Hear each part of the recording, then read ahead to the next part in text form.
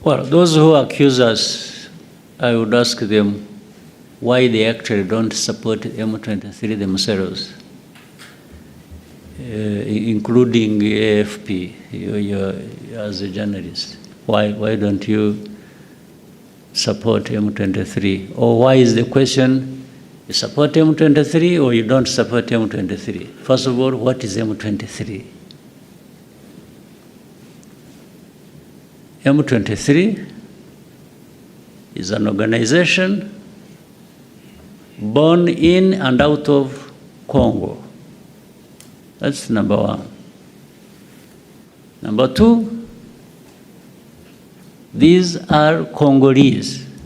And you will hear even Congo admit it now. Why do they exist? Why are they fighting? Why do they have arms? Is another question. It is also a simple question. They exist because they have been denied their rights as citizens of that country. They are called Tutsis of Rwanda. Fine. But then you need to be educated also a little bit about history. We have Rwandan communities in Congo who are Congolese, and by the way, these are not just Tutsis, it is the same social structure of a country that is also there in Congo. Like, in fact, we have other neighboring countries where they are, but they are citizens of those countries. We have 100,000 people originating from this community, 100,000 who have been living here in Rwanda in refugee camps for the last 2 decades. Why? Because they are being uprooted from their ancestral homes, persecuted, and sent across. In fact, there are more in Uganda. There are 300, there's 100,000 here, there are hundreds of thousands there in Uganda, more numbers. So M23 is born out of that situation. That's why I asked the question. I said, well, why wouldn't anybody else, why are we being accused as Rwanda of supporting M23? And I'm saying even those who accuse us, actually I should accuse them of not supporting M23 because it is as if they agree with the injustice that is being done to this community. Otherwise, if you didn't agree with that injustice, you would be actually raising questions. Why these people of M23 being treated like this? Why are we having 100,000 refugees here in Rwanda? That's where you would start from. Not start from asking Rwanda, are you supporting M23 or not? Are you still denying it? Because you are asking the wrong question. The issue is not whether anybody supports M23 or not. The issue is, what is actually the problem of M23? That's the question you should have asked, in fact. What is the problem? What is this thing called M23? Are they human beings? Are they this?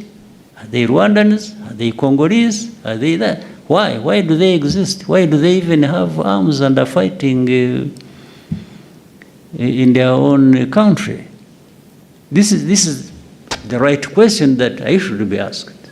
So whether Rwanda supports or associated in any way is actually immaterial. It is relevant to the question. Or even you, if you want to educate yourself or educate the public, the question should have been simple. Ask me, by the way, what do you understand the M23 to be? What is it? That's a fair question. That's the one I would wish to be associated with rather than whether I support or not support. The Kagame you see, or there, or you like, or you don't like, is going to be there anyway. I don't need anybody to like me or to hate me to live my life. I live my life whether you like me or you don't like me. And I have my views, I express them, I will do things, I do. So I owe my living to not a single individual or country, even if powerful ones. No, we are all human beings created, sometimes they say by God, I don't know, maybe we are there for something. But so for somebody to have powers over me, that one I can tell you is not possible. Even the most powerful didn't create me. Who created them, first of all? And we are all here just temporarily. If we are lucky, we live up to 100 years. Those are the luckiest. You know? So the one who is saying all that has also his time, and he'll go like all of us. Everyone has their day. So that's why I can't accept that anyone who has powers over somebody else to the point of dictating. Even the most powerful don't have power over us, how we live, how we do. So, but the Kagame has been shaped by that philosophy, that understanding, that well, I try like any human being and do my best, do what I can do what I have to do. I may have flaws, make mistakes, own up and do good things, benefit others. And so I'm that person. Tell those people that actually to know me is not complicated. It's straightforward. It's me. Then other things we can discuss on the side.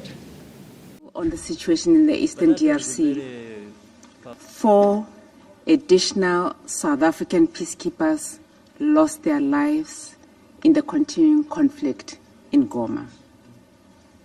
On 27th January 2025, M23 launched several mortar bombs aimed at Goma Airport, which landed in the base of the South African troops, killing 3 soldiers and injuring some troops. A 4th soldier, as Minister said earlier, succumbed to his injuries sustained during the weekend attacks. This illustrates that the M23 is well-resourced and would have acquired such resources through means that are against the sanctions imposed by this council. It is a contradiction in terms that a major UN peacekeeping troop contributing country could provide resources to an illegal armed group that is conducting offensives against peacekeepers, civilians, and key infrastructure, thereby undermining the mandate of this council. That must be addressed with utmost urgency. As we stated at the last meeting of the council a few days ago, the future of UN peacekeeping and its credibility is at stake if we are to tolerate such violations without any ramifications. The Security Council must speak with one voice and act in unison to stop the carnage unfolding in the Eastern DRC.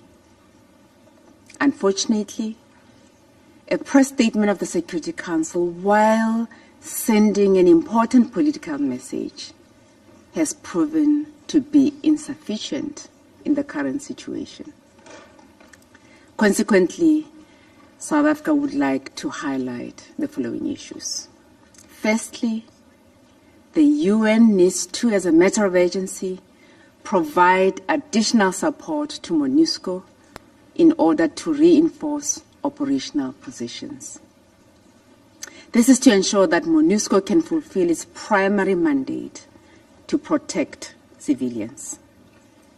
This support will also assist to ensure that no further peacekeepers' lives are lost.